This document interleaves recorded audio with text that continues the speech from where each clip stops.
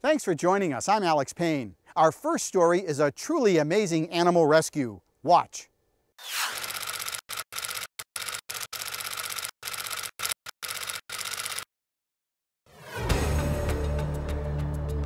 The pump is located in a large parking lot adjacent to the bay. This pump station was put in for flood control purposes. It's kind of in a lower area where water is collected and then pumped out into the bay here. The dog had crawled into a pipe about 14, 16 feet and then fell down a shaft that pumps water out from the bottom. Because of heavy rains recently, this pump automatically activated 60 times just yesterday. So the first thing firefighters did was shut down the pump since the water level was quickly rising once again.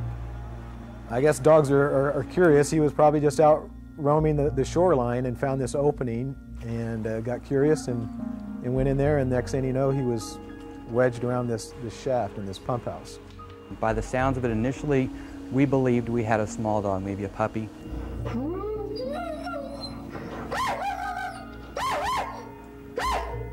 The sounds of the dog changed quite frequently during the call.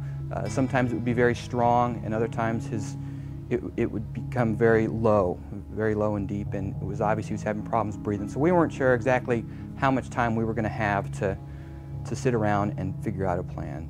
We came up with a plan that let's see how far down the shaft the dog is. So we decided to disassemble the horizontal shaft in hopes that the dog was right there and that he'd be able to just jump out at us.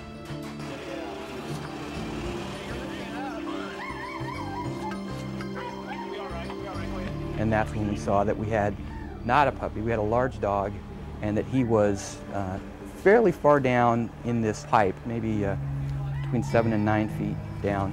Even leaning in the pipe, I could not reach down and touch him. What do you want? Do you want him in a safety harness? Is that what Mike, what are you planning on doing? I'm just going to try and loop the tag, pull him up.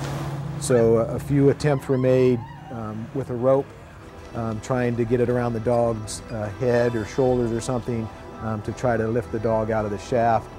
That was not successful. He's got a strong jaw. He bit on the rope and I pulled him. I was actually getting him up. I thought he was going to hang on. As time passes, more onlookers came by, including cameraman Dave Snell. I suppose what struck me the most was listening to the dog straining to breathe. With a microphone at the end of the pipe, you could really hear how difficult and how the dog was laboring with each breath. The dog was twisted in such a way that his shoulder was actually in his mouth, and that was what was causing his breathing problems. I had very serious concerns that the dog wasn't going to make it. How about a catch pole? So we got a hold of our local animal control folks that had a metal snare that Mike attempted to utilize. And at one point I was actually able to get the noose around the dog's neck. Getting the pipe as far as I could and reaching down with that noose. I was able to get around his head, but realized real quickly that he was wedged in the pipe in such a way that if we used any force to pull him, we probably would have hurt him pretty bad, if not killed him. At that point, they had to regroup and consider their options as far as continuing to get the dog out. If we don't get him in 15 minutes, we'll take this all apart and get him out of there. We had a backup plan. If all else fails, we would disassemble the pump station, and that's what we ended up doing. The property owners had access to a large industrial crane. Now, when the dog is resting on that impeller, right, when we lay this down, right, he'll be able to run right out of that hole if he wants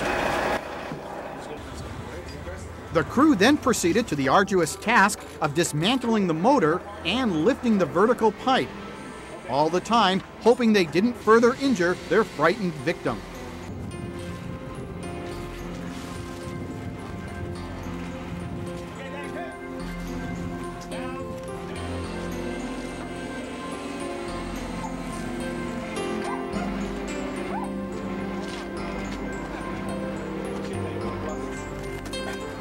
Once on the ground, both ends are exposed, giving the crew access to the dog from the top and bottom of the pipe.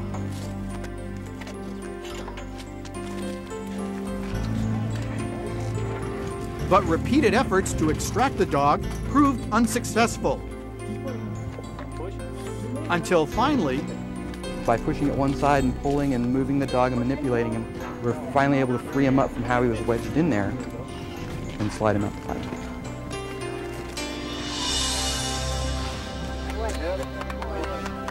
I mean, everybody started clapping. We were happy.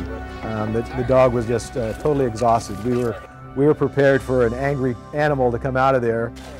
It was pretty obvious he was really exhausted and was fairly receptive to us picking him up and carrying him to the animal control vehicle. Still somewhat in a daze, the dog's next trip would be to the local vet, where he was checked out fine and was thankfully picked up by his owners. The dog was happy, the dog was content, the dog was well, the dog was still tired, but nonetheless the dog was very happy to get in the car and go home. There were several times we thought that maybe he had died while we were trying to dismantle the pipe, and then you could hear him breathe again, and it's pretty obvious he's in distress, and you don't like to see, whether it's a person or an animal, you don't like to see that sort of suffering going on. We saw life, whether it's an animal or a human being, and we were going to do what we had to assure that it got out safely. And by working together, we were able to have a happy ending.